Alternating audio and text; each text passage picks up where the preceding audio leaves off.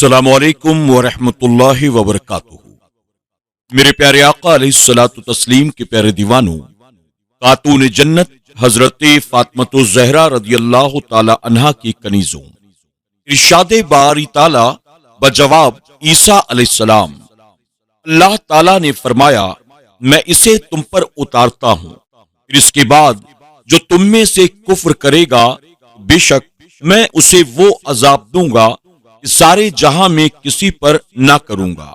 آپ کی دعا سے سرخ رنگ کا مائدہ دو بادلوں کے درمیان اترا جسے سب لوگ دیکھ رہے تھے، یہاں تک کہ وہ ان کے پاس آ گیا۔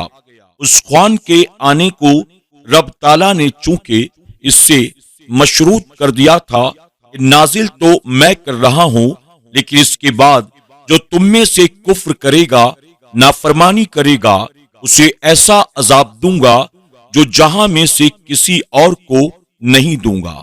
اس شرط کی وجہ سے عیسیٰ علیہ السلام خوان کو اترتے ہوئے دیکھ کر رونے لگے اور دعا کرنے لگے، اے اللہ تعالیٰ مجھے شکر گزاروں میں رکھ، اے اللہ تعالیٰ اس خوان کو ہمارے لیے رحمت بنا اور اسے ہمارے لیے تباہی اور عذاب نہ بنا۔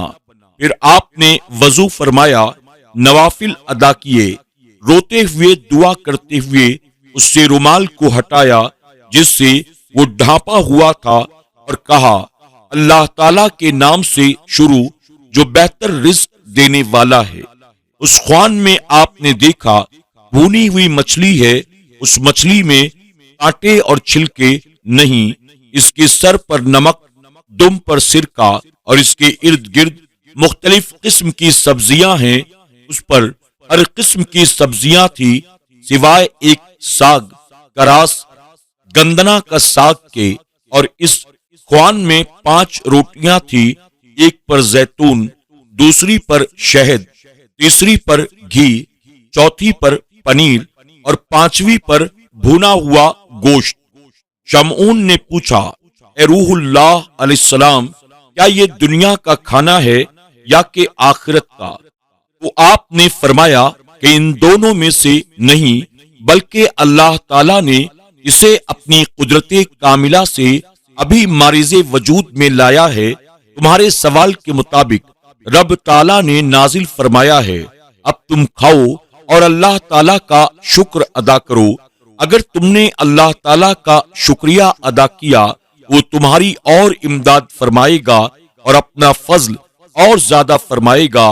وہ لوگ کہنے لگے، اے روح اللہ علیہ السلام، اس معجزے میں آپ کوئی اور معجزہ بھی دکھا دیں۔ آپ نے فرمایا، اے مچھلی اللہ کے حکم سے زندہ ہو جا۔ وہ مچھلی تڑپی اور زندہ ہو گئی۔ آپ نے پھر فرمایا، تو اپنے پہلے حال کی طرف لوٹ جا۔ وہ پھر اسی طرح بھونی ہوئی مچھلی بن گئی۔ ان لوگوں نے اسے سیر ہو کر کھایا۔ عیسیٰ علیہ السلام نے انہیں کہا، اس میں خیانت نہ کریں اور اسے دوسرے دن کے لیے ذخیرہ نہ کریں، لیکن انہوں نے خیانت کی اور ذخیرہ بنا لیا۔ وہ اللہ تعالیٰ کی شدید گرفت میں آ گئے۔ دنیا میں انہیں شدید عذاب یہ دیا گیا کہ انہیں خنزیر بنا دیا گیا۔ 330 آدمی اس عذاب میں مبتلا ہوئے۔ رات انہوں نے ٹھیک اپنے اہل و عیال میں گزاری، لیکن صبح خنزیر بنا دیے گئے۔ عیسیٰ علیہ السلام کو دیکھ کر روتے تھے۔ آپ جب ان کے نام لے کر انہیں بلاتے، وہ سر ہلاتے، لیکن انہیں کلام کرنے کی طاقت نہ ہوتی۔ اسی حال میں وہ 3 دن تک زندہ رہے، پھر مر گئے۔ یہ تو ان کو دنیاوی عذاب دیا گیا، اخروی عذاب بھی انہیں شدید ہوگا۔ حضرت ابن عمر رضی اللہ تعالی عنہ فرماتے ہیں، بے شک قیامت کے دن سخت عذاب مائدہ میں خیانت کرنے والوں اور منافقین اور فرعون اور اس کی قوم کو ہوگا۔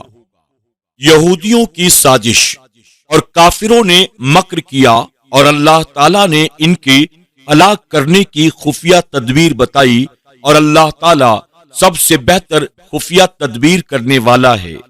عیسیٰ علیہ السلام کو ہلاک کرنے کی سازش کافروں نے کیوں کی؟ اس کے چند وجہیں ہیں۔ نمبر 1، جب اللہ تعالیٰ نے آپ کو رسول بنا کر بھیجا، آپ نے ان کو اللہ تعالیٰ کے دین کی دعوت دی، وہ سرکش اور نافرمان ہو گئے تو آپ نے ان سے مخفی رہنے کا فیصلہ فرمایا تاکہ وہ کوئی نقصان نہ پہنچا سکیں۔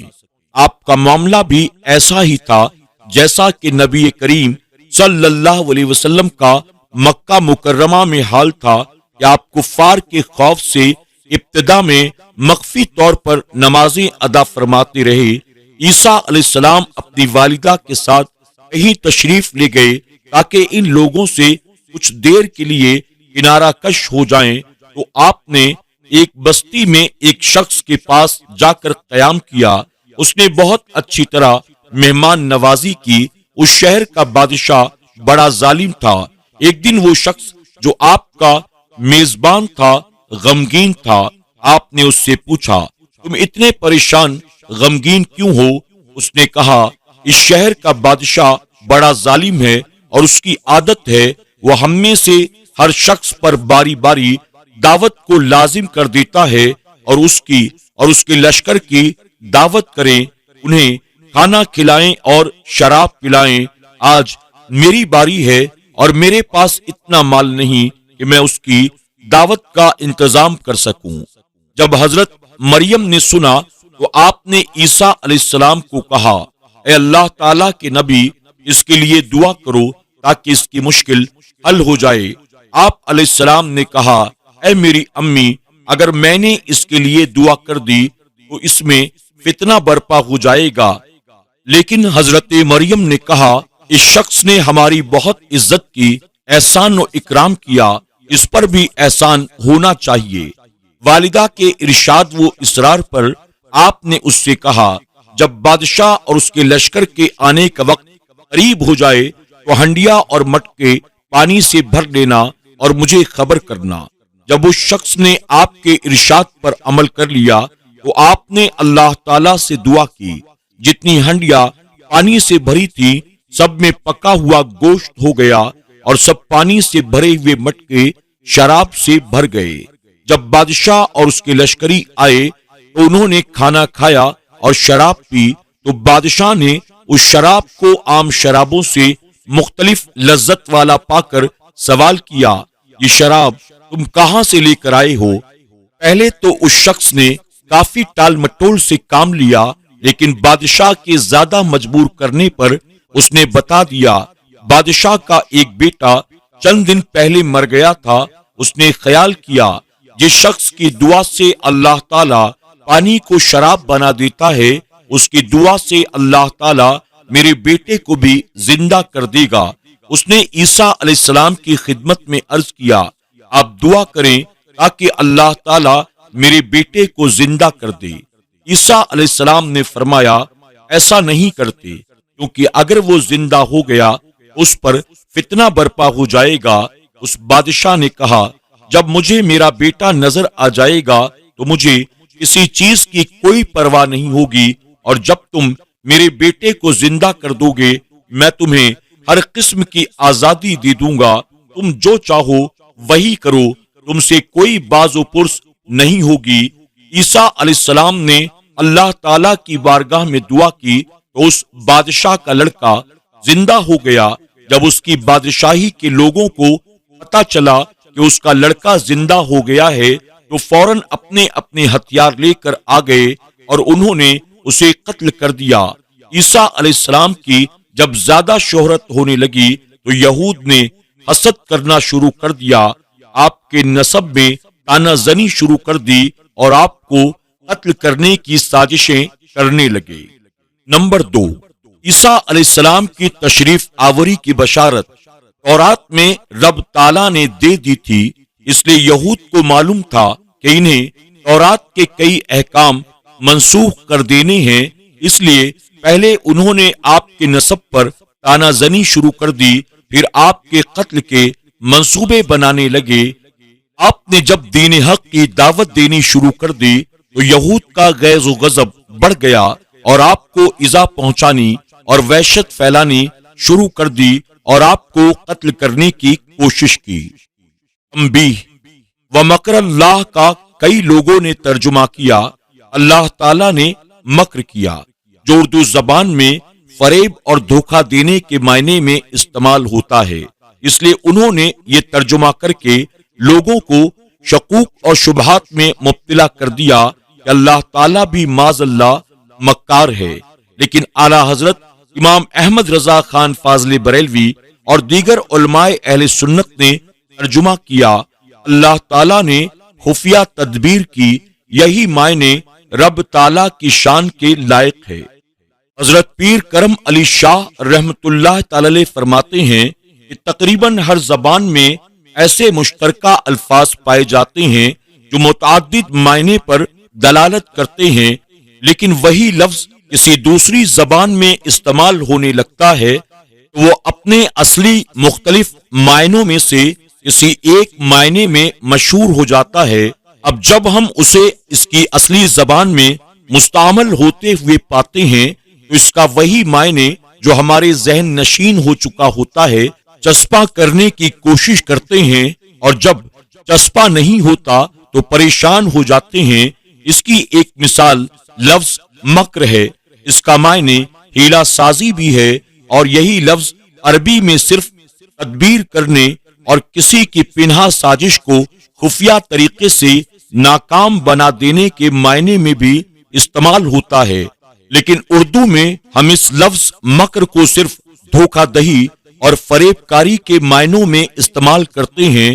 جب اس فعل کی نسبت ذات باری کی طرف ہوتی ہے تو ہمارا ذہن بلا وجہ طرح طرح کے شکوک و شبہات کی آماجگاہ بن جاتا ہے، حالانکہ جب اس کا فعل وہ ذات مقدس ہو جو ہر عیب، ہر نقص اور نازیبا فعل سے پاک ہے، تو ہم لفظ مکر کا معنی صرف خفیہ تدبیر یا خفیہ طریقے جس سے دشمنان حق کے شیطانی منصوبوں کو خاک میں ملانا مقصود ہو کریں گے۔ اب کسی قسم کا شک باقی نہیں رہتا۔ مفضل فرماتے ہیں وَمَكْرُ اللہ کا معنی ہے، اور یہودیوں نے بھی مسیح یعنی عیسیٰ علیہ السلام کو قتل کرنے کی خفیہ تدبیر کی، اور اللہ تعالیٰ نے بھی مسیح علیہ السلام کو بچانے کی خفیہ تدبیر کی، کیونکہ مکر کا معنی یہاں لطیف تدبیر، خفیہ تدبیر ہی لیا جا سکتا ہے، اور اگر ان لغوی تحقیقات کے لیے انسان کے پاس وقت نہ ہو تو کم سے کم علم بدیع کے قاعدے مشاکلت کو ہمیشہ پیش نظر رکھے۔ وہ یہ ہے کہ عربی میں کسی برے اور ناپسندیدہ فعل پر جو سزا دی جاتی ہے اسے اس لفظ سے تعبیر کر دیتے ہیں، حالانکہ وہ سزا اتنی مناسب اور قرین انصاف کیوں نہ ہو، مثلا یعنی برائی کا بدلہ برائی ہے۔ اسی طرح حالانکہ برائی کی سزا برائی نہیں ہوا کرتی بلکہ عین انصاف ہوا کرتی ہے، یا مثلا یعنی جو تم پر زیادتی کرے تم اس پر زیادتی کرو، حالانکہ زیادتی اور تعدی حد سے بڑھنے کی روک تھام کرنا زیادتی اور ظلم نہیں بلکہ دین اور اخلاق کے تمام ضابطے اس کے درست ہونے کی تائید کرتے ہیں۔ اسی طرح یہاں بھی حضرت مسیح علیہ السلام کے قتل کرنے کی جو مکارانہ سازش ان یہودیوں نے کر رکھی تھی، اللہ تعالیٰ کی طرف سے اس کو ناکام بنانے کی جو تدبیر کی گئی اسے مکر سے تعبیر فرما دیا۔ اس میں کوئی نقص نہیں، لیکن یہ نکات اور جوابط صرف اہل علم ہی جانتے ہیں، عوام الناس ان سے بے خبر ہوتے ہیں۔ ان کے سامنے وہی ترجمہ پیش کیا جاتا ہے جس سے وہ کوئی فائدہ حاصل کر سکیں۔ ایسے تراجم کا کیا فائدہ جو شکوک و شبہات تو پیدا کریں لیکن کوئی نفع نہ دے سکیں۔ میرے پیارے آقا علیہ الصلوۃ والتسلیم کے پیارے دیوانوں، خاتون جنت حضرت فاطمۃ الزہرا رضی اللہ تعالی عنہا کی کنیزوں، آج کے درس میں بس اتنا ہی۔ انشاءاللہ درس کے ذریعے کل پھر آپ کی خدمت میں حاضر ہوں گے۔ اب تک کے لیے اجازت دیں۔ السلام علیکم ورحمۃ اللہ وبرکاتہ۔